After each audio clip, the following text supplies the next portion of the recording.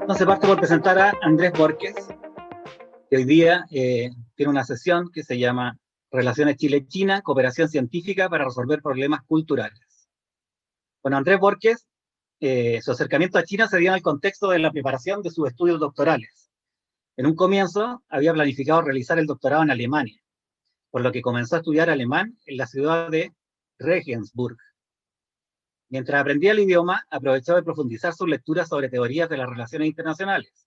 que era el área donde quería enfocar su tesis. En este intertanto, comenzó a leer teorías que se alejaban de las corrientes dominantes, principalmente de académicos del este de Asia.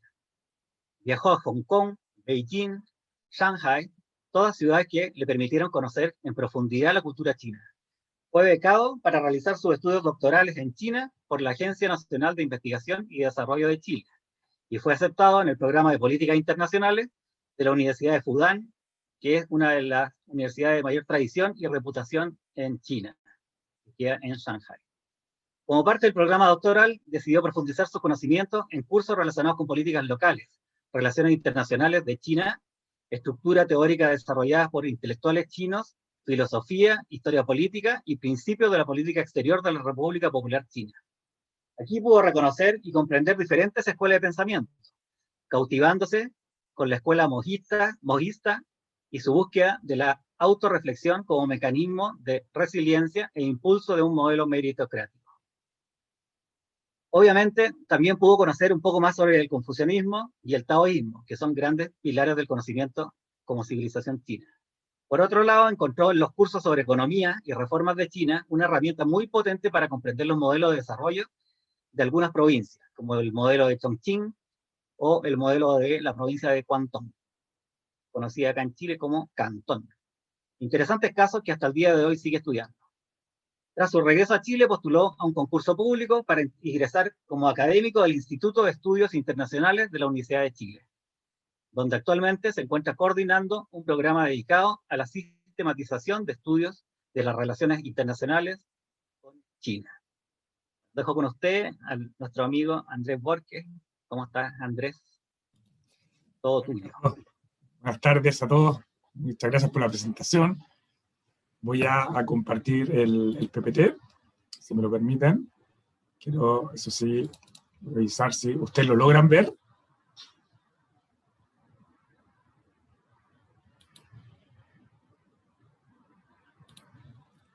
¿Me pueden confirmar?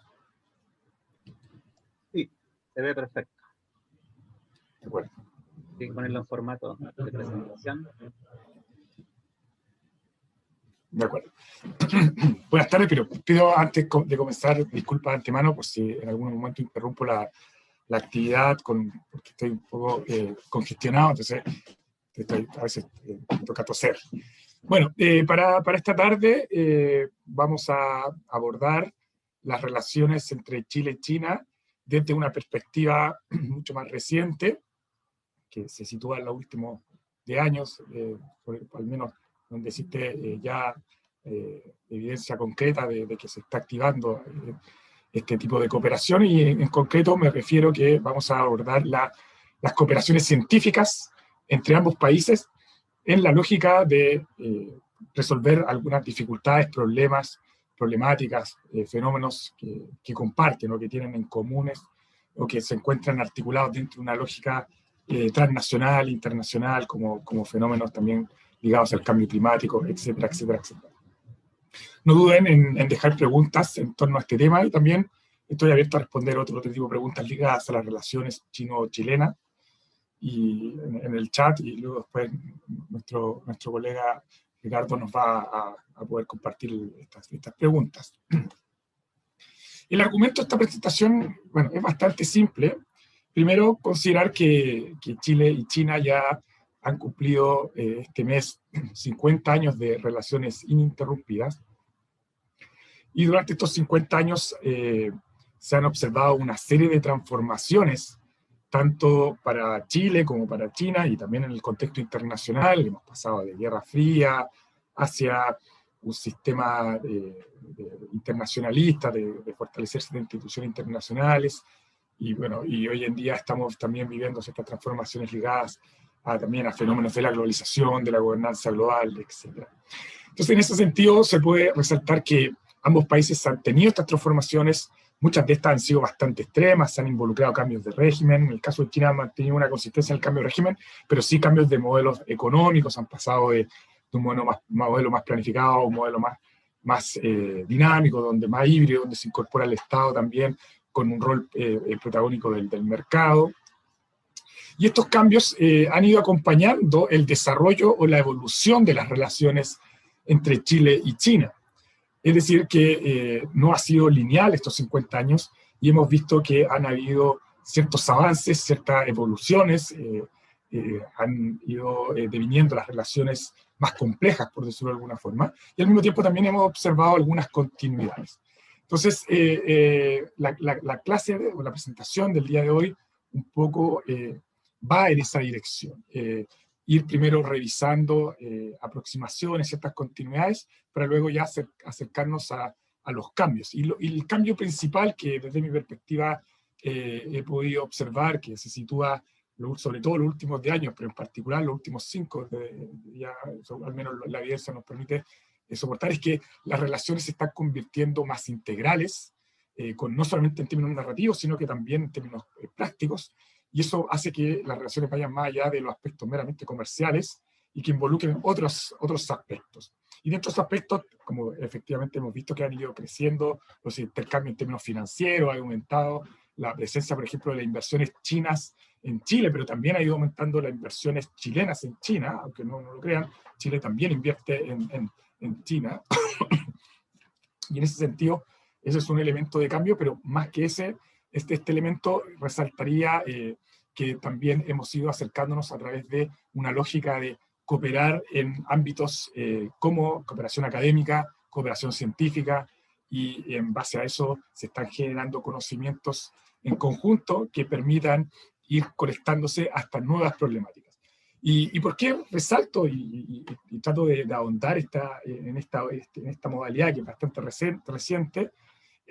Principalmente por el fenómeno que estamos observando hoy en día. Estamos sumergidos, ¿cierto?, en una pandemia donde una de las características que tiene es que es global, que es transnacional y que no pregunta, el virus no pregunta a las fronteras, la Interpol, ¿cierto?, si puede o no entrar a un país o no, y en ese sentido nos afecta a todos por igual. Y bueno, hay algunos países que han podido manejarlas, han tenido cierta aproximación al respecto, pero en general todavía el mundo se encuentra sumergido. ¿Y cuáles son las señales que nos deja esta pandemia que es global, que de una otra forma dependemos los unos de los otros? La solución no pasa por un solo país, es decir, que por más que un país desarrolle su propia vacuna, si es que no logra este fenómeno convertirse en un bien global, un bien común global, probablemente va a ser imposible que esto se pueda sostener, y de una u otra forma este fenómeno, que no es el único transnacional, internacional, global, nos demuestra que es importante la cooperación, el entendimiento mutuo y generar espacios en particular para que sobre todo el mundo científico, el mundo académico pueda tomar protagonismo y en base a la cooperación ir resolviendo algunas dificultades comunes. Entonces, más o menos, de eso es lo que se aborda esta sesión. La idea es ver una perspectiva retrospectiva, histórica, pero también ya ir ahondando en estos fenómenos más recientes y que son de alta preocupación y que de una otra forma nos podrían dar pistas de cómo ya pensando en las próximas décadas de la relación entre China y Chile, pero también de Chile con otros actores, que cómo la cooperación científica puede ser uno de los elementos protagónicos. Para abordar este argumento, la presentación del día de hoy va a disponer de 4 grandes apartados. Primero, vamos a revisar una breve historia de la relación entre Chile y China, que nos permitan ir contextualizando esta evolución que les mencionaba anteriormente, pero también ciertos rasgos de continuidad, y eso sería un contexto suficiente para luego ya entrar de lleno en el concepto de cooperación científica, en el caso de Chile con China, ir revisando algunos hitos ya concretos, algunos planes de acciones, cómo de una otra forma los mundos académicos, tanto el de Chile como con China, ya se encuentran desarrollando investigaciones, pero también ir revisando cuáles han sido las dificultades. Hay que considerar que hay una serie de factores que también hacen que este elemento no sea a priori algo tan automático, sino que genere también un espacio de tensiones que obviamente a través del diálogo, el entendimiento, la cooperación de largo plazo pueden también ir reduciendo esa incertidumbre y que esto sea, o que permita generar un efecto positivo dentro de una lógica de cooperación. Y por último, ya ir revisando algunos desafíos en torno al fenómeno de la cooperación científica entre ambos países.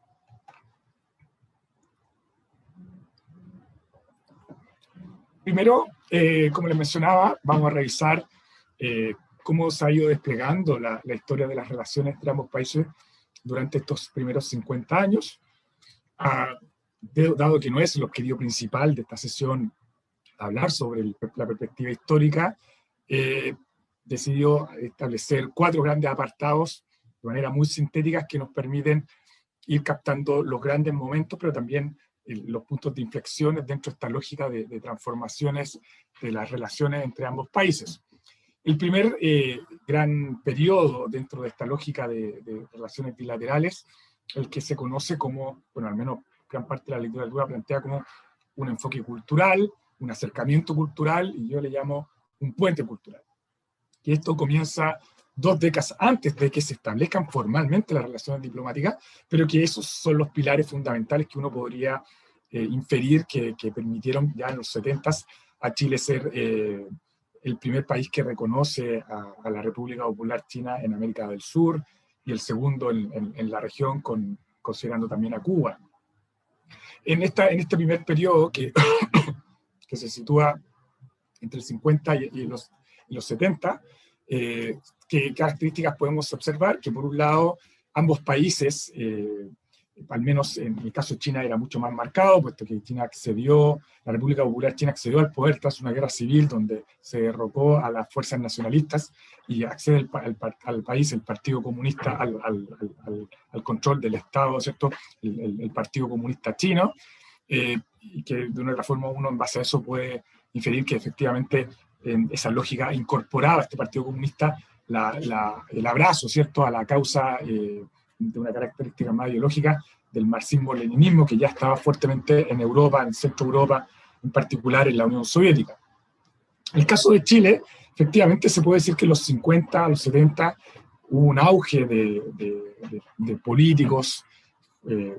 diferentes movimientos políticos que abrazaban también esta causa, esta lógica marxista-leninista. Bueno, luego después cuando entró Mao al poder, se hablaba también del marxismo-leninismo-maoísmo, en el sentido de que se articulaban estas 3 corrientes dentro de una lógica de una lógica soviética, de una lógica comunista propiamente. Entonces se podría decir que una característica particular en esta época, que ambos países, el caso de China mucho más concreto, en el caso de Chile al menos parcializado, pero que venía en un auge, existía un acercamiento a las ideas que devenían de esta variable ideológica desde el marxismo, y que luego después se instrumentaliza con el leninismo, con Stalin, ¿cierto?, en el caso de China con Mao. Entonces, eso de una otra forma generaba un múltiplo común que permitía a algunos políticos de la época chilenos ir acercándose, independiente que el gobierno chileno en ese entonces no reconocía a la República Popular como un Estado-nación propiamente tal. Y acá podemos situar no solo a políticos, sino que también una serie de artistas que estuvieron también participando y que fueron personas que generaron los pilares, las bases iniciales para fortalecer esta lógica de relaciones bilaterales. Entonces podemos mencionar a José Venturelli, que vivió prácticamente una década, del 50 al 60, en China, que permitió ser un puente cultural, pero luego también un puente político, para que se acercara el Partido Comunista chileno con el Partido Comunista chino. Luego también Pablo Neruda, que también en ese intertanto viajó y que recibió también a algunos poetas y artistas chinos en Chile, también en Europa, ¿cierto? Pablo de Roca, que estuvo viajando en algunos intervalos. Aquí se podría también resaltar en esta época el rol protagónico de Salvador Allende. Hay que considerar que fue el primer parlamentario chileno que viajó a la República Popular China, muy reciente, estamos hablando del año 52, la República Popular China se formó el año 49, y que eso fue de una forma, estos viajes, estas interacciones,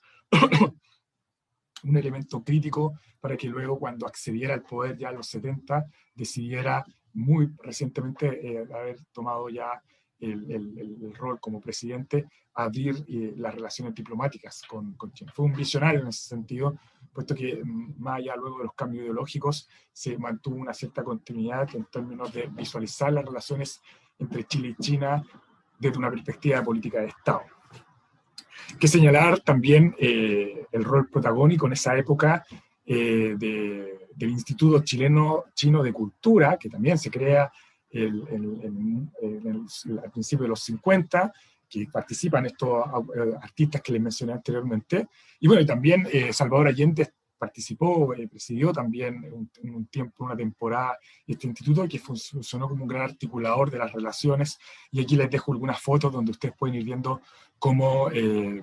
estos elementos de esta lógica puente cultural fueron acercando a los dos pueblos. Ahí está, por ejemplo, una foto con Chu Enlai, está también Salvador Allende interactuando con niños de origen chino. La segunda fase de las relaciones, o etapa de las relaciones entre Chile y China, es la que se conoce como pragmatismo moderado. Y ya nos situamos en la década de los 70, tras el derrocamiento del gobierno de Salvador Allende por el gobierno militar de Augusto Pinochet. Y acá ocurre un punto que es bastante paradójico para la época, pero que luego después los historiadores también han tratado de documentar y entender, en el sentido de que el gobierno, ¿cierto?, de Salvador Allende, que se declaraba abiertamente marxista, tenía en ese sentido una afinidad ideológica con el gobierno de Mao Zedong, y por ende ese puente ideológico permitía que se fueran desarrollando los canales diplomáticos y de cooperación. No obstante, cuando llega el régimen militar, o el gobierno militar, se observa un punto de quiebre, obviamente, puesto que Pinochet se planteaba abiertamente un presidente, bueno, un dictador anticomunista. Y de hecho, una de las primeras acciones que llevó a cabo era generar un marco de persecución para los miembros, los simpatizantes de lógicas de izquierda, pero sobre todo de los miembros del Partido Comunista, también miembros del Partido Socialista. Entonces, uno impediría, si uno quisiera verlo de una perspectiva lógica, que esa variable ideológica significaría que Chile al menos rompería las relaciones con China. No obstante, Pinochet decide, bueno, y también obviamente lo consulta con sus contrapartes chinas, de mantener las relaciones y no romperlas, ¿cierto? Y en ese sentido Chile la mantuvo solamente con dos países de la lógica más soviética durante las primeras décadas del gobierno militar o de esta dictadura. Y acá se resalta el realismo político que tenían ambos gobiernos, en el sentido de que sabían que romper las relaciones aumentaría el nivel de aislamiento, ¿cierto?, de ambos países. Hay que considerar que China recientemente ya estaba comenzando a ser reconocido gradualmente en el contexto internacional, y no se podía dar el lujo prácticamente de empezar a romper relaciones con países que habían tenido un hito histórico, puesto que Chile fue el primer país que lo reconoció en la región. Y el caso de Chile, lo mismo, una de las reacciones que la comunidad internacional generó a raíz del derrocamiento de un gobierno democrático como el de Allende fue el tomar distancia de Chile a través de algunas lógicas de bloqueos y también para no de una otra forma validar un régimen militar. Hay que considerar que en la época en América Latina habían varios países que estaban en esas situaciones, y la comunidad internacional en general trató de tomar distanciamiento, reducir las cooperaciones, aumentar las barreras comerciales como medida de mostrar rechazo a las intervenciones de regímenes democráticos. Entonces, este realismo político se podría conectar con una lógica pragmática, como les mencionaba, donde ambos países buscan proteger su seguridad nacional al establecer ciertas relaciones tácticas con algunos países, en este caso Chile, con China. Podía, por ejemplo, mantener un mercado al menos abierto para potenciales exportaciones de recursos naturales. El cobre fue uno de esos productos que Chile de manera unilateral empezó a abrir el mercado con China, pero luego pues también hay algunos hitos en este periodo que tienen que ver con, por ejemplo, el reconocimiento o el apoyo a las causas, por ejemplo, de la causa chilena con la Antártica. Luego lo mismo cuando China quiso establecer una base en la Antártica, Chile apoyó a China en ese sentido. Hay alguna documentación al respecto que hacen que uno pueda ir viendo esta lógica más pragmática de ir más allá de la variable ideológica y poner otro tipo de factores dentro de una lógica más ponderada, más prioritaria. Por último, señalar que Chile también siguió un poco una tendencia en el sentido de que China venía tomando cada vez más distancia del eje soviético y acercándose gradualmente a una lógica más internacionalista, que considerar que ya Mao Zedong tenía menos influencia dentro de la gobernanza china, y ya se estaba acercando al final de su periodo, y empiezan a surgir nuevos liderazgos que planteaban un revisionismo, algún grado de reformas también con respecto a la política exterior china. Entonces, ya en los 70 se puede observar cómo China se acercó a las Naciones Unidas, pidió el reingreso en los principios de los 70, pero también se acercó a Estados Unidos a través de la visita de Nixon, previamente de Kissinger en el año 70, y que eso luego después derivó en el 78 ya oficialmente establecer relaciones diplomáticas. Entonces, de otra forma, Chile podía ya ver ese contexto internacional donde China estaba ya más abierta de integrarse dentro del contexto internacional, y Chile también, en base a esa información, moderó también su decisión de romper las relaciones o no con este actor. La tercera etapa de esta breve historia de las relaciones que nos permiten contextualizar cómo ha ido evolucionando y que continuamente se observan, y que por ende podemos entender por qué estos países ya están en una fase donde empiezan a articular cooperación científica. Ojo que estamos hablando de un país que son países muy distantes geográficamente, entonces que establecer un marco de cooperación científica, uno pensaría que uno por lo general lo establece más con los países vecinos, que tienen muchas más problemáticas en común. En este caso, con Chile y China han igual fortalecido alguna agenda o planes de acción al respecto. Entonces, estos elementos yo creo que son vitales para poder ir entendiendo esta dinámica más reciente. La tercera fase o etapa, de hecho, esta breve historia, es la que se conoce como la apertura comercial internacional. Aquí ya nos situamos a finales de la Guerra Fría. China ya gradualmente había planteado ciertas reformas de puertas abiertas, donde había recibido cierta inversión extranjera, pero también se estaba acercando ir hacia afuera, a través de la política Go Abroad Policy o Go Global Policy, o ir a ser global o devenir global. Entonces hay que situar un contexto donde ambos países, Chile ya había ganado el plebiscito, donde se votó de manera democrática que el pueblo chileno no quería continuidad de un régimen militar. Entonces eso también generaba un punto de inflexión en torno a replantear algunas estrategias internacionalistas. Entonces coincidía que ambos países en esa misma época establecen una política exterior de inserción bien dinámica con respecto al contexto internacional. Ambos países se preocupan de captar la inversión extranjera. De hecho, en los primeros años de los gobiernos democráticos, el gobierno democrático chileno, ya en el periodo de Elwin, fue cuando más recibimos inversión extranjera, bueno, también conectándolo con Frey, pero se puede observar la curva ascendente en términos de recibir inversión. Y esa inversión también, de otra forma, se observaba ya desde el 85 en adelante, en el caso de China, pero que efectivamente en el 90 se observa de manera más significativa. y que esa inversión permitía a ambos países financiar sus infraestructuras, logísticas, puertos, carreteras, y preparándose para luego convertirse cada uno dentro de su ámbito, ¿cierto? Podríamos decir, en el caso de China, potencia exportadora, en el caso de Chile,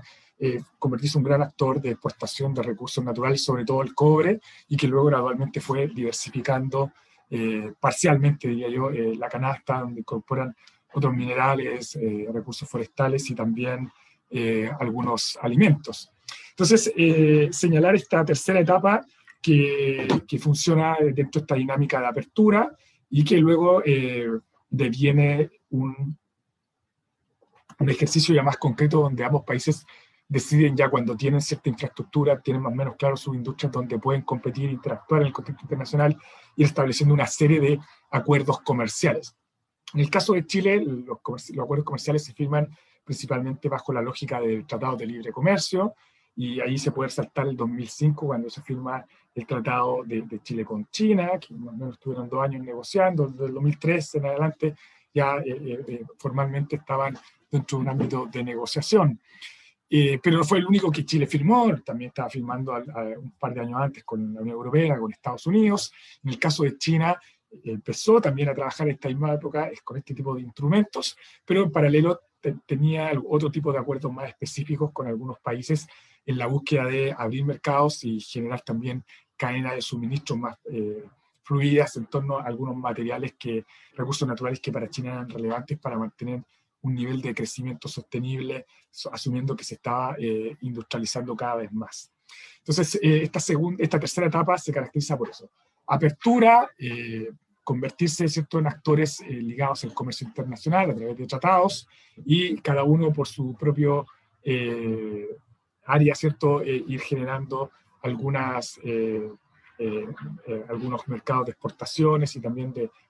entrada de productos. Dentro de esta dinámica se puede resaltar que efectivamente el Tratado de Libre Comercio generó un boom de exportaciones chilenas a China. De hecho, 5 años después de la firma, ya Chile se convirtió en el primer socio comercial de China, desplazando a países históricos que habíamos tenido unas buenas relaciones comerciales, o al menos desde los 90 en adelante, con Estados Unidos, con la Unión Europea. Y bueno, se convirtió Chile en un gran proveedor de recursos naturales. Hoy en día estamos hablando del orden del 33 al 35% de nuestras exportaciones van a China, y principalmente se envían cobre, bueno, también exportamos algunos minerales más a nivel más moderado, luego recursos forestales, y también gradualmente muy aumentando nuestra presencia de alimentos, fruta fresca, frutos del mar, pescados, etcétera, etcétera, etcétera. Hay que señalar que en esta lógica de apertura, a principios de los 90, Chile, a través de una lógica de regionalismo abierto, de una lógica de diversificación de sus mercados, puso atención en Asia-Pacífico, y que en rigor Asia-Pacífico se ha convertido en China, Japón y Corea, en el este de Asia. Y si ustedes suman estos 3 mercados, prácticamente el 50%, es decir, que de cada 1.000 pesos que genera nuestro comercio exterior, 500 pesos tienen que ver directamente con estos 3 mercados. O sea, China, Japón y Corea en estos momentos son mercados muy, muy, muy críticos para nuestras exportaciones, y ojo que todavía quedan muchas brechas, muchas oportunidades por explorar, así que hay todavía posibilidades de seguir creciendo, o al menos en volumen. Uno esperaría que eso pueda suceder. La última etapa, y que con esto ya nos conectamos con la variable que queremos poner mucho más atención el día de hoy, que es la cooperación científica, tiene que ver con la fase de relaciones integrales. Ya estamos en una época donde ambos países ya tienen más de 40 años de relaciones, donde han aprendido a conocerse, han partido, ¿cierto?, desde un acercamiento cultural ideológico, luego a través de una lógica pragmática. Primero, de manera táctica, mantuvieron las relaciones, pero luego, tras la llegada de los regímenes democráticos, sobre todo en el caso de Chile, se marca un punto de inflexión donde China gradualmente empieza a ser el gran mercado de llegada, ¿cierto?, de nuestros productos. Y eso devino, ¿cierto?, una cierta nivel de interacciones, nuestras autoridades comienzan a visitarse de manera más continua, empiezan a establecerse encuentros de alto nivel, y esto luego también hace que las relaciones empiecen gradualmente a devenir más complejas, a devenir más integrales, en el sentido que son más multicapas, a multidimensionales. Se van incorporando otras áreas, y ya no solamente cuando se juntan las autoridades hablan solamente del comercio, sino que también están hablando sobre algunos puntos en comunes en torno a cooperaciones o interacciones internacionales. También revisar cómo mutuamente pueden fortalecer algunas cooperaciones que permitan generar sustentabilidad en los intercambios y sustentabilidad también en el comercio propiamente tal. Y claramente eso ya entrega otro tipo de perspectivas, otro tipo de informaciones, otro tipo de resultados dentro de la discusión política, y que a nosotros que nos dedicamos a estudiar estos procesos ya podríamos decir que ya a partir del 2012 en adelante se observa que las relaciones son más integrales. Y eso también coincide con que ambos países deciden ya el 2012 y luego el 2016 aumentarlo aún más, elevar sus niveles diplomáticos y jerarquizarlos a un nivel de socios estratégicos. Esta lógica de socio estratégico no necesariamente es un elemento vinculante, pero sí es un marco que plantea que ambos países están dispuestos a explorar diferentes áreas de cooperación, donde por un lado están las variables económicas, el comercio y las inversiones, pero luego pues, hay una serie de variables, como les mencionaba en la introducción, que están ligadas en cooperaciones de ámbitos agrícolas, en cooperaciones de ámbitos logísticos, en cooperaciones de eventualmente establecer alguna puesta en escena internacional, por ejemplo, el apoyo de Chile, por ejemplo, a algunas instancias internacionales de China, como la Ruta de la Seda, o como la creación del Banco Asiático de Inversión en Infraestructura. También dentro de esta lógica de socios integrales se establecen marcos de cooperación en términos de cooperación científica. Y aquí es donde entramos de lleno en nuestra sesión propiamente. Donde ambos países establecen una serie de mecanismos donde asumen que tienen problemas en común, y esos problemas eventualmente a través de una cooperación podrían generar conocimiento con valor para que las autoridades, para que los tomadores de decisiones puedan tomar mejores decisiones, que puedan aprender mutuamente y mitigar algunos impactos que puedan estar ligados dentro de esta lógica de resolver problemas en comunes. Luego vamos a ir con mayor detalle en estos ámbitos. Antes de eso me gustaría solamente como a manera de introducción y también como una lógica de contexto, ir explicando el modelo de desarrollo de China, que también nos permite ir entendiendo que parte de esta lógica de la caracterización de la relación entre Chile y China, por qué tenemos altos ámbitos de complementariedad, y cómo también existe un ejercicio de establecer una lógica de aprendizaje mutuo, de una lógica de ir entendiendo cómo la contraparte va estableciendo sus lógicas de cooperación, y que por ende también ahí coincidiría con nosotros en algunos ámbitos para cooperar científicamente. Entonces, mencionar simplemente que China tiene una serie de características que permiten entender por qué está tan interesada de cooperar con países como Chile. En primer lugar, hay que considerar que China es un régimen sincrético, que es un sistema híbrido, donde por un lado tienen una serie de sistemas que se fundamentan a través de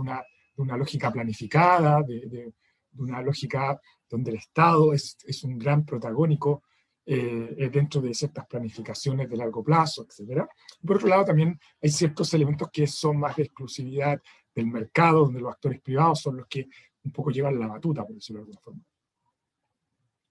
Esa combinación hace que algunas cooperaciones internacionales vengan desde el Estado y se acerquen a otros gobiernos, incluyendo el nuestro, a establecer ciertos marcos de entendimiento y eventualmente alguna agenda de cooperación, por ejemplo, en términos científicos, que eso uno ha ido observando en los encuentros de alto nivel, donde uno ve, por ejemplo, la declaración en conjunto, de más de una década, que se declara un interés en común de ir abordando algunos fenómenos de cooperación agrícola, como les mencionaba, cooperación científica propiamente tal, ligado a resolver problemas en común. También es importante señalar que otras cooperaciones o otras interacciones vienen desde el sector privado. Hay, por ejemplo, empresas privadas chinas que buscan establecer nuevos mercados, establecer laboratorios para poder ir generando plataformas luego para desarrollar algunas industrias en nuestra región. Y, por ejemplo, podemos observar el caso como empresas como Mobike o también Didi, que a través de sus plataformas digitales de logística buscan establecer marcos de interacción, donde principalmente hay elementos transaccionales, pero también hemos ido viendo que se han ido anunciando algunos elementos que tienen que ver con lógicas donde hay una combinación o potenciales articulaciones dentro de donde se involucra también el desarrollo, al menos. No sé necesariamente hablar de ciencias, pero sí de investigación más desarrollo propiamente tal.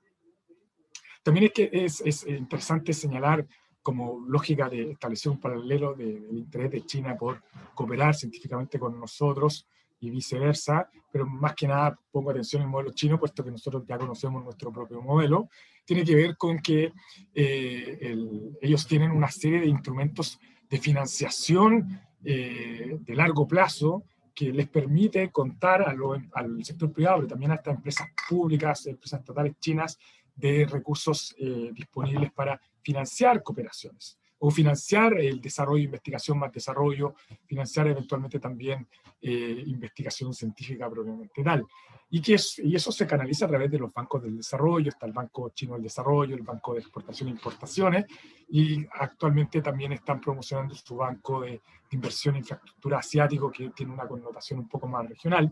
y que a través de esos bancos financian, como les mencionaba anteriormente, una serie de industrias, y que dentro de esas industrias hay un interés también y hay recursos para financiar investigación propiamente tal. También es importante señalar en esta lógica de ir entendiendo cómo China se va acercando hacia el nivel internacional, hacia su inserción y también elevando sus relaciones de manera más compleja, más integral, tiene que ver con su forma donde ellos van distribuyendo las industrias a lo largo de su territorio, y eso luego pues lo buscan canalizar a través de cooperaciones regionales o interregionales con otras latitudes, con otros lugares donde puedan tener ciertas industrias en común, ciertos niveles de desarrollo similares, que por ende podrían ser unas buenas plataformas para generar conocimiento, aprendizaje, etcétera, etcétera, etcétera. Ahí resaltaría que China, al menos ustedes pueden en el mapa identificar 4 zonas industriales. La zona del noreste, se puede observar la zona de Qingdao, donde hay elementos ligados al tema de automotriz, aviaciones, siderúrgicas. Luego después en el centro de China, pero en la zona costera, se encuentra, por ejemplo, Shanghai, una zona industrial que uno puede ir viendo cómo generan electrodomésticos, productos para el hogar, también algunos motores en particular. Luego también en las zonas costeras, en el sur de China, en la provincia de Guangdong, uno puede ir viendo todas las zonas donde generan clúster en términos digitales. Esta lógica como muy similar a Silicon Valley, en el sentido donde se establecen dispositivos electrónicos, chips, computadoras, etcétera, etcétera, etcétera. Luego ya al interior de China, en las zonas centrales, se encuentra ya la industria más pesada, metales, también textiles, algunos productos químicos, y acá uno puede ir viendo también, por ejemplo, Qingdao, ¿cierto? Como una zona, un polo industrial que tiene mucho más una connotación soviética, más planificada, donde el Estado tiene un rol mucho más protagónico. En las zonas costeras, más híbrido, hay ciertas empresas estatales, pero también hay cierta participación de empresas privadas. Muchas empresas internacionales se han instalado también en estas zonas, grandes conglomerados y transnacionales que están instaladas desde la década de los 80. Entonces este es un factor también que uno puede encontrar que es importante para entender por qué China también busca establecer ciertos marcos de cooperación en estos ámbitos, puesto que como tiene estas industrias, como la mencioné anteriormente, luego busca generar espacios de aprendizaje, generar clúster, también generar zonas industriales. En Brasil, por ejemplo, han ido trasladando algunas zonas industriales desde China hacia ese país. Por último, señalar que China se encuentra en una fase de desarrollo donde busca generar a través de la infraestructura y la conectividad una serie de rutas comerciales para ir fortaleciendo sus propias cadenas de suministro, pero también generar sus propias cadenas para exportar sus productos, todas estas tecnologías que hemos visto que China está desarrollando, que están compitiendo cada vez más con actores desarrollados propiamente tales, que ustedes que China no es un país desarrollado, y que de una otra forma a través de estas rutas busca canalizar. Y dentro de esa dinámica, obviamente, se establecen marcos de cooperación y de entendimiento. ¿Vale? Entonces, eso quería precisar antes de comenzar ya a ver las relaciones y estas cooperaciones científicas. Lo primero que hay que señalar que las cooperaciones científicas, en términos conceptuales, están muy conectadas con un tema académico, probablemente tal, donde los sectores educativos, la educación superior, principalmente en la que canaliza estos procesos. Pero claro, obviamente China, más que Chile en ese sentido, pero que Chile tampoco se está quedando atrás, han ido generando triangulaciones donde gradualmente, sobre todo China, en el caso de Chile más moderado, donde la cooperación científica es parte de una triangulación con el sector privado y con el sector público, y se van generando algunos espacios interactivos donde el conocimiento científico se interactúa con esta lógica de generar luego productos, innovaciones y desarrollar nuevos mercados, y en ese intertanto el Estado, las empresas privadas y las universidades van generando un conocimiento crítico para ir generando estos espacios más dinámicos y estas cooperaciones, como les mencioné anteriormente. Entonces, la lógica de cooperación científica tiene una lógica híbrida, donde está por un lado el rol protagónico de las universidades, que son los grandes canalizadores de la gestión y la generación del conocimiento, pero que luego, sobre todo en el caso de China, ese conocimiento se articula en los sectores industriales, los sectores productivos, en los sectores privados, para ir generando aplicaciones más concretas en torno a esta lógica de generar innovaciones. En el caso de las cooperaciones entre Chile y China, como les mencioné anteriormente, esto se sitúa sobre todo durante la última década, ya del 2011, 2012, se empiezan a observar los primeros ya milestones, los primeros logros ya más concretos. Antes se puede observar principalmente desde un ámbito más declarativo. Ambos países, a través de estas visitas oficiales, sobre todo, hay que considerar que los últimos 4 presidentes de la República Chilena han viajado a China en visitas oficiales, y los últimos 3 autoridades chinas también lo han hecho en el caso de visitarnos a nosotros. Me refiero que viajó primero Eduardo Frei, luego Eduardo Frei, Bachelet 1, bueno, son 3, ¿cierto? Luego Sebastián Piñera, luego volvió a viajar Bachelet en su segundo gobierno, y recientemente también viajó el presidente Piñera en su último periodo. En el caso de China viajó Xi Jinping cuando no era primer ministro, pero luego también hay que considerar que cuando fue presidente también viajó a nuestro país, visitó cuando estaba la presidenta Bachelet, Hu Jintao y Chen Qingming también, dentro de sus visitas como presidente o como alguna autoridad dentro del Polígono Permanente, nos han visitado en algún periodo en particular. Estas visitas de una otra forma han generado de manera declarativa la intención de cooperar científicamente, y generar algún grado de conocimiento en común. Pero claro, efectivamente, recién ya la última década, esto se ha traducido en planes de acciones concretos. Y aquí yo resalto en términos institucional los planes de acciones, ciencias y tecnologías que han venido de manera prácticamente ininterrumpida desde el 2011 hasta ahora, y que han ido generando un marco para establecer instrumentos concretos y también algunas áreas de cooperación para ir operacionalizando este anhelo de que ambos países puedan no solamente hacer transacciones comerciales, sino que también cooperar en términos científicos o generar algún grado de conocimiento. En términos de instrumentos, a través de esta lógica de los planes de acciones de ciencia y tecnología, se pueden distinguir 4 tipos que van desde lo más general o desde lo más exploratorio hacia ya más concreto y que busquen generar más búsquedas explicativas, es decir, que busquen tener algún tipo de naturaleza más donde se busca generar hipótesis, valorar y testear ciertas teorías y generar conocimiento más concreto. Entonces, primero se puede señalar que partieron estableciendo marcos de formación de capacidades, donde a través de ciertos planes como becas y reconocimiento de ambos consejos nacionales de ciencia y tecnología, como marcos ciertos institucionales, reconocimiento de instituciones como órganos que pueden ir dialogando de manera más cotidiana, más constante, para ir buscando algunos puntos en común. También en esta misma etapa se puede identificar instrumentos ligados al reforzamiento de la colaboración. Y esto se canaliza principalmente a través de leyes de donaciones de tecnología, que hay algunos hitos al respecto, y también en el espacio de generar algunos intercambios precoces en torno a algunas academias en específico, algunas áreas en particular, principalmente ligados a ciencias naturales, y gradualmente también se fueron incorporando algunas ciencias sociales. Ya, sobre todo más cercano, en los últimos 5 años, se observa que ya en una fase ya más descriptiva, explicativa, empiezan a financiar en concreto, ya no solamente esta lógica de capacidades de manera menos sistemática, en el sentido de financiar ciertas becas, sino que ya en concreto financiar el fortalecimiento de redes de excelencia. Se financian seminarios donde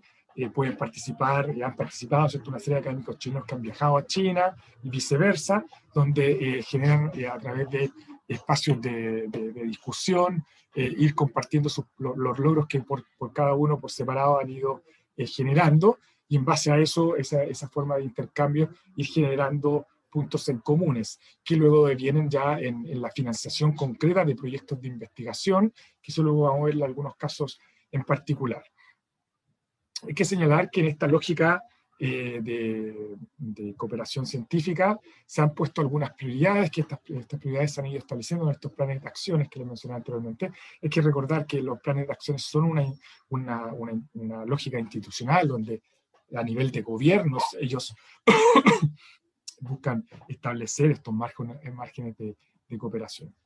Y aquí se resalta industrias como la biotecnología, energías renovables, sismología, las tecnologías de la información, minería sustentable, etcétera, etcétera, etcétera. Hay que señalar que no en todas estas áreas en concreto se ha podido avanzar, pero sí en varias de ellas. Y la característica principal que yo señalaría de estas áreas es que todas están ligadas a problemas de seguridad no tradicional, en el sentido de que son asuntos que no necesariamente tienen que ver con áreas diplomáticas o de seguridad militar, sino que tienen que ver con algunas situaciones que van más allá de la propia seguridad en términos fronterizos, y que viene de problemas globales, que derivan de esta globalización activa que hemos ido observando tras la Guerra Fría. Ya de los 90 en adelante existe un boom de intercambios, un boom de interconexión, de interdependencia compleja, donde ya el fenómeno de la pandemia nos afecta a todos, pero no es el único. El cambio climático nos está afectando a todos. Chile está teniendo problemas, por ejemplo, de recursos hídricos que generan desertificaciones, ciertas sequías, y eso deviene luego que es una inflación en los alimentos, y obviamente también genera puede todavía en el largo plazo generar algún tipo de problemas de cadena de suministros de alimentos que nosotros enviamos a China, pero también internamente a nosotros nos afecta en el sentido de que tenemos problemas con las comunidades, con los suministros, etcétera, etcétera, etcétera. Y así uno podría enumerar otro tipo de dificultades ligadas a temas logísticos, a temas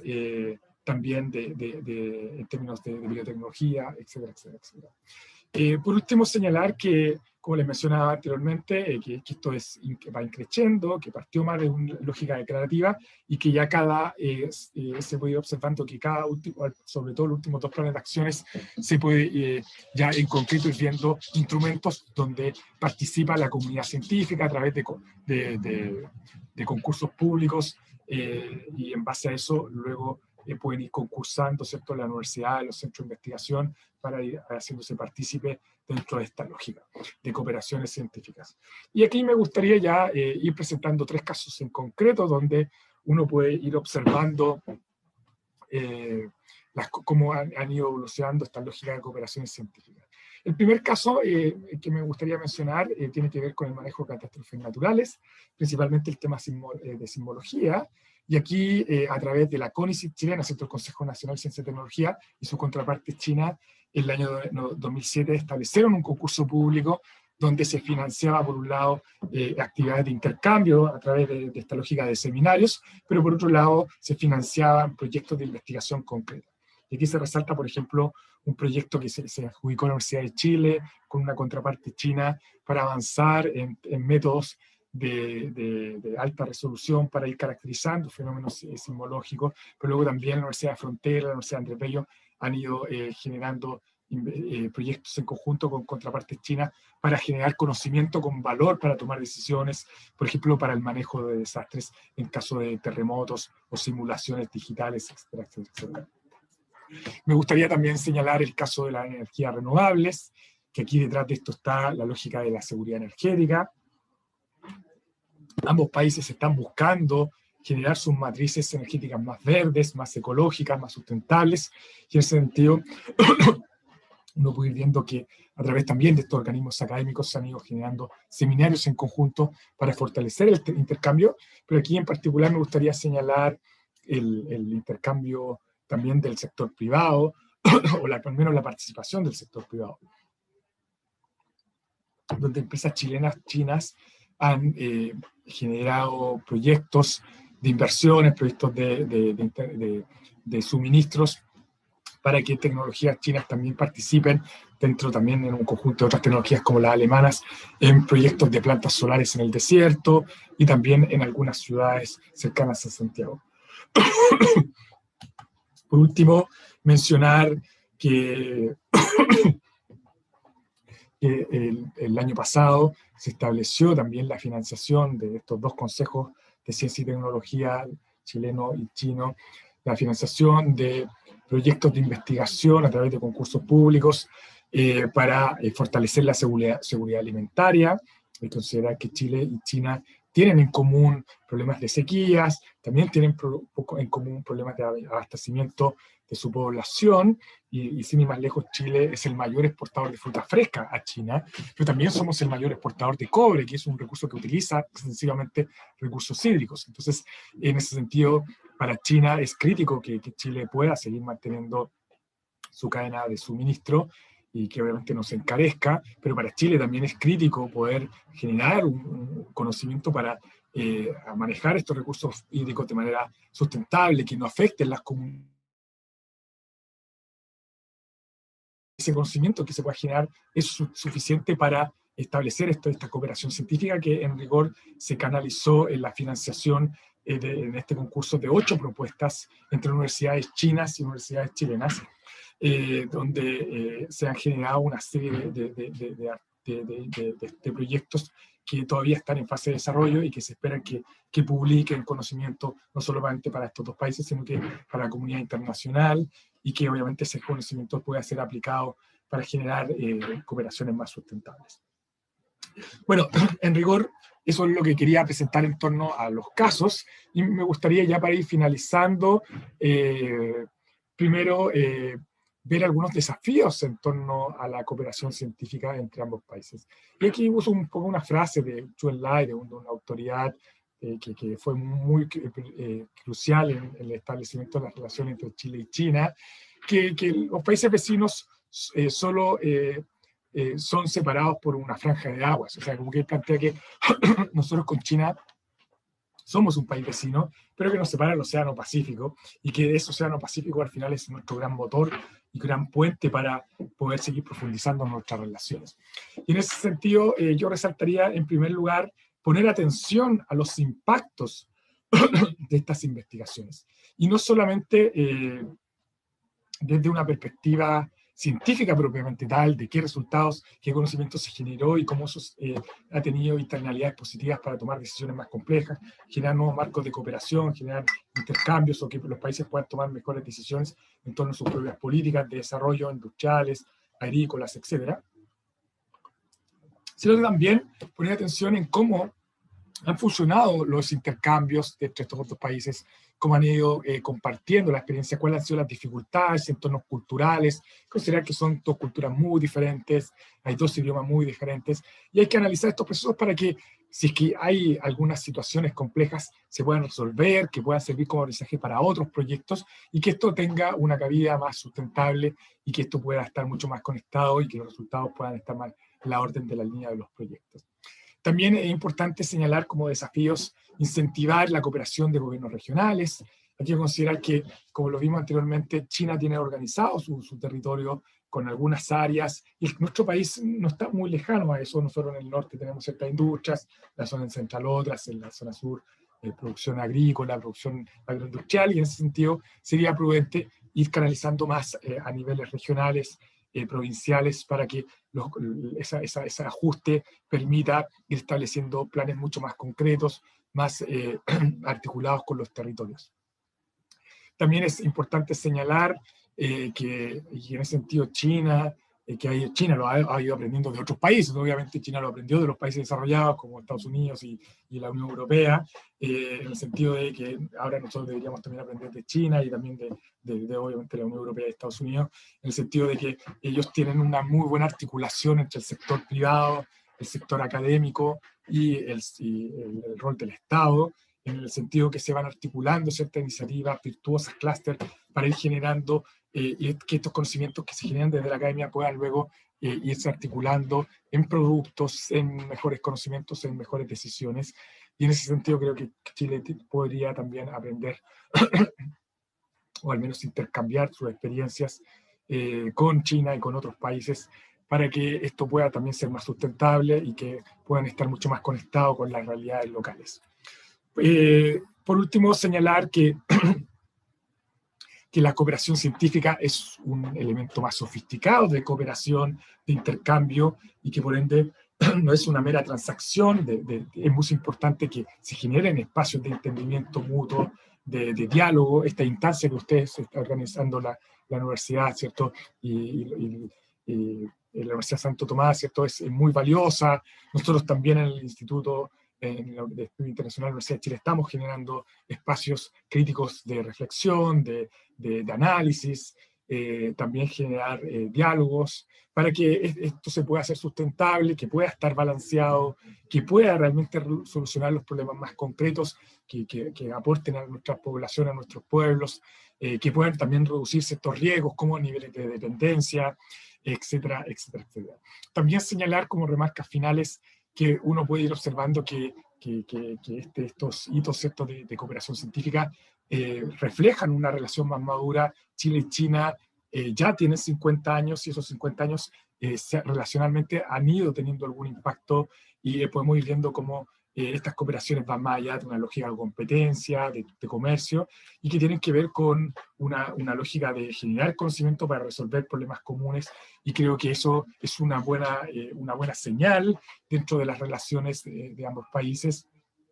Y uno espera que ese sea el espíritu donde se pueda ir generando conocimiento para ambos países, y también para aportar como productos globales, ¿cierto?, al mundo, y que desde nuestros casos aportar con granitos de arena para el conocimiento universal. Bueno, me detengo hasta acá y creo que todavía nos quedan algunos minutos para contestar algunas preguntas, algunos comentarios. Muchas gracias por la atención. No, muchas gracias a ti, Andrés, como siempre. Brillante tu exposición. Y bueno, nos deja ahí con todas las expectativas del desarrollo de la ciencia en ambos países. Increíble, la ciencia como siempre ha sido una preocupación de China, a veces por un tema nacionalista, pero me acuerdo desde el momento así, cuando estaba la invasión japonesa, estaba un eslogan de salvemos a China a través de la ciencia. estamos hablando como el 37. Después, bueno, vino toda la revolución cultural, que fue un desastre ahí, mientras Neruda hacía oda a Stalin, estaban muriendo y persiguiendo a los científicos y miembros de la cultura en China, pero después, el 78, ya en el 11º Congreso Comité del partido, y Deng Xiaoping proclama las 4 modernizaciones, y una de las más importantes era ciencia y tecnología, junto con agricultura, industria y defensa. Bueno, y de ahí los últimos 40 años es increíble el crecimiento de China. Creo que en los últimos 40 años, 6 millones de estudiantes chinos han salido a estudiar afuera, doctorado en India, en Estados Unidos, en Harvard. De todas maneras son los primeros porcentajes de alumnos. Después hay bueno, en China todo es grande, pero hay más de 90 millones de investigadores. El país que tiene más doctorado, el país que tiene más artículos también de investigación. Entonces, bueno, todo esto es para que aproveche de tomar agüita, descansar, porque hay algunas preguntas, pero claro, como estamos en el tiempo, estamos más o menos justitos, vamos a escoger algunas preguntas. Aquí estaba viendo, hay una alumna acá del Confucio, Eileen Estuardo. Dice, cuando inició la pandemia se notó muchísimo en que China era un país necesario para el mundo, porque no había mascarilla y guantes de vinilo suficiente para los profesionales de salud y menos para la población chilena. Luego llegó la ayuda de parte de China a varios países con los ventiladores mecánicos, los implementos necesarios para combatir el COVID. Desde este punto de vista, ¿crees que el mundo, y principalmente Chile, visualiza como primer país de cooperación a China en el ámbito científico? Gracias por la pregunta. Bueno, es bien compleja de responder. Bueno, yo pienso de que bueno, si quisiéramos ver desde la perspectiva chilena, Chile tiene una política, como les mencionaba, de regionalismo abierto, de diversificación de los mercados, de una apertura de las puertas abiertas de Chile, y en ese sentido, obviamente China va a ser un actor relevante dentro de esta lógica de la cooperación científica, pero obviamente no diría que va a ser el único, y que va a estar dentro de una dinámica de diversificar ciertas cooperaciones. Efectivamente, con China tenemos muchos puntos en común, y que esos van a ser probablemente la hoja de ruta, pero luego pues tenemos otros puntos comunes también con otras latitudes. Con la Unión Europea tenemos una cierta búsqueda en común de algunos estándares en algunos ámbitos de cooperación, y tenemos una larga historia de cooperaciones científicas, lo mismo con el caso de Estados Unidos, y me da la impresión de que la direccionalidad en términos de cooperación científica va a seguir diversificada. O sea, va a haber cooperación, o se va a seguir profundizando con la Unión Europea, con Estados Unidos, con China emergentemente, con los asuntos que hemos visto recién, pero también con nuestros países vecinos, que también coincidimos con Perú, con Argentina, con Bolivia, algunos puntos que también van a ser necesarios con la Alianza del Pacífico,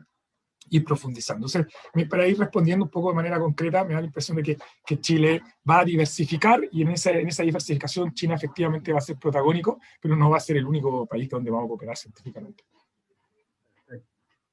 Yendo con la misma cooperación, ¿cuáles son áreas que Chile debería fortalecer en la cooperación científica? Y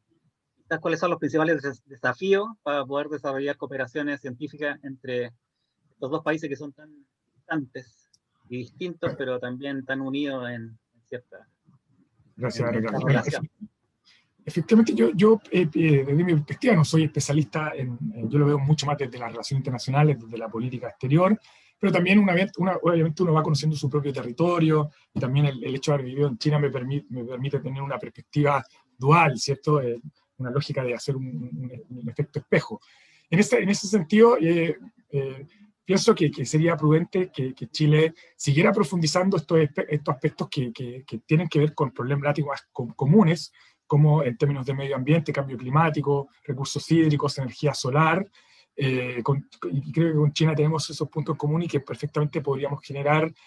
un espacio crítico de conocimiento. También pienso que sería positivo, debido a que China en los 80 estableció una política de joint venture, donde gracias a esa política, y también a través de la política de puertas abiertas, fue capaz de recepcionar una serie de conocimientos desde el occidente, desde las potencias europeas, norteamericanas, a través de esta lógica de hacer empresas en conjunto. Yo creo que China en este momento ya está en la posición de compartir también su conocimiento, y eventualmente si Chile se lo propone podría, en conjunto con China, y obviamente también podríamos incorporar a otros actores como por ejemplo Alemania, la Unión Europea, Estados Unidos, etcétera, hacer también triangulaciones, hacer joint ventures en algunas áreas donde nosotros tengamos ventajas competitivas en torno a materias primas, pero que dado esas ventajas podríamos tener un marco de negociación para atraer capitales, pero también conocimiento y generar algún grado de valor agregado. Entonces yo creo que eso, ya pensando más allá de una cooperación científica, también pensando en innovación y desarrollo, Chile perfectamente podría hacer triangulaciones a través de joint venture en el litio, en el cobre mismo y en otros minerales, pero también en recursos forestales, en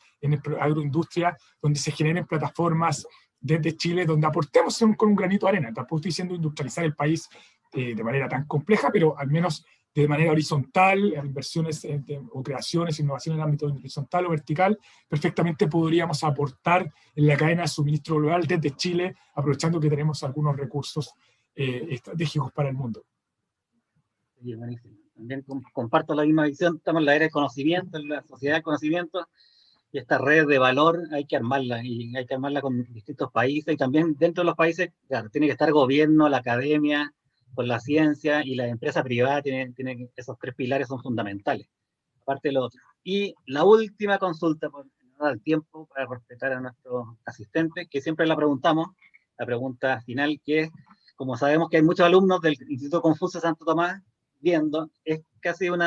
si le puedes dar una especie de motivación de cuán importante es aprender idioma chino y cultura china en estos momentos para el desarrollo de sus vidas. Bueno, cabe señalar que yo todavía estoy aprendiendo el idioma, Bienvenido. No, pero claro, es un aprendizaje a largo plazo. Desde mi perspectiva, creo que es vital hoy en día aprender tanto el idioma como la cultura de China y también del este de Asia y de Asia en general, puesto que Chile ha dispuesto su estrategia de internacionalización, de inserción al contexto internacional en esta región en particular. Y cada vez, como lo hemos visto en esta sesión, pero también uno revisa otras áreas, ¿cierto? Estamos cada vez más involucrados de manera más compleja con esta región, con China, con Japón y con Corea, y en particular yo diría con China, y eso hace que nosotros debiésemos generar masa crítica que pueda interpretar a este actor en sus diferentes perspectivas, en diferentes áreas, y para poder interpretarlos es necesario conocer la cultura y también obviamente el idioma, y en base a eso nosotros vamos a poder tomar mejores decisiones, poder también generar mejores marcos de cooperación y también estableciendo algunas estrategias concretas que puedan hacer sustentable, equilibrado nuestra política exterior, nuestros planes de acción, nuestro e-comercio, etcétera, etcétera, etcétera. Entonces, en ese sentido, creo que es vital. Yo soy,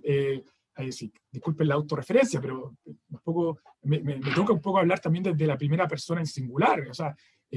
me tocó ir a estudiar a China, vivir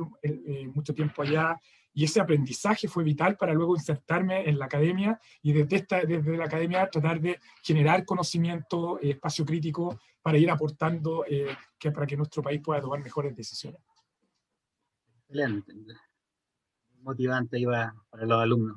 Pues muchas gracias, Andrés, sobre todo sabiendo que estás delicado ahí. Ojalá que te mejores con Qigong un poquito,